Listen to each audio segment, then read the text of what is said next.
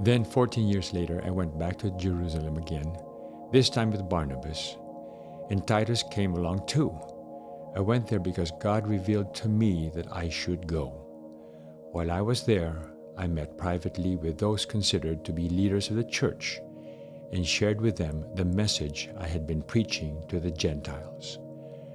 I wanted to make sure that we were in agreement for fear that all my efforts had been wasted and I was running the race for nothing. And they supported me and did not even demand that my companion Titus be circumcised, though he was a Gentile. Even that question came up only because of some so-called believers there, false ones really, who were secretly brought in. They sneaked in to spy on us and take away the freedom we have in Christ Jesus. They wanted to enslave us and force us to follow their Jewish regulations. But we refused to give in to them for a single moment. We wanted to preserve the truth of the gospel message for you. And the leaders of the church had nothing to add to what I was preaching. By the way, their reputation as great leaders made no difference to me, for God has no favorites. Instead, they saw that God had given me the responsibility of preaching the gospel to the Gentiles, just as he had given Peter the responsibility of preaching to the Jews. For the same God who worked through Peter as apostle to the Jews also worked through me as the apostle to the Gentiles. In fact, James, Peter, and John, who were known as pillars of the church, recognized the gift God had given me, and they accepted Barnabas and me as their co-workers.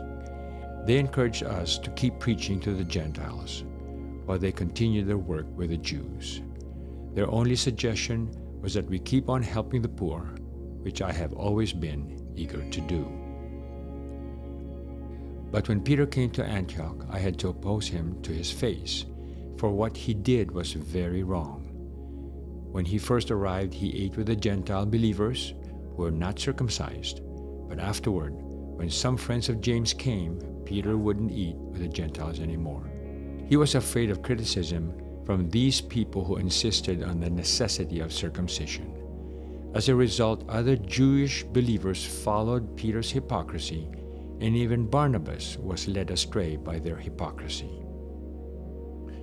When I saw that they were not following the truth of the gospel message, I said to Peter in front of all the others, "Since you, a Jew by birth, have discarded the Jewish laws and are living like a Gentile, why are you not trying to make these Gentiles follow the Jewish traditions?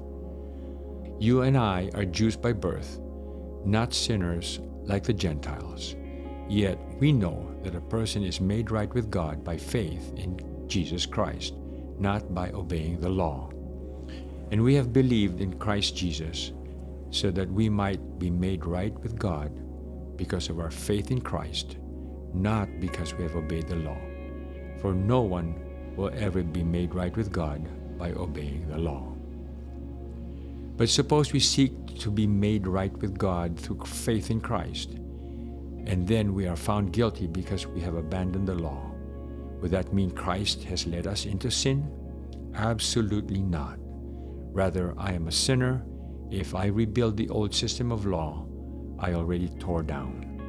But when I tried to keep the law, it condemned me. So I died to the law. I stopped trying to meet all its requirements so that I might live for God. My old self has been crucified with Christ.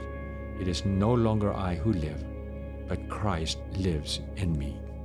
So I live in this earthly body by trusting in the Son of God who loved me and gave himself for me.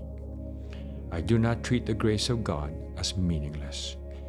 For if keeping the law could make us right with God, then there was no need for Christ to die.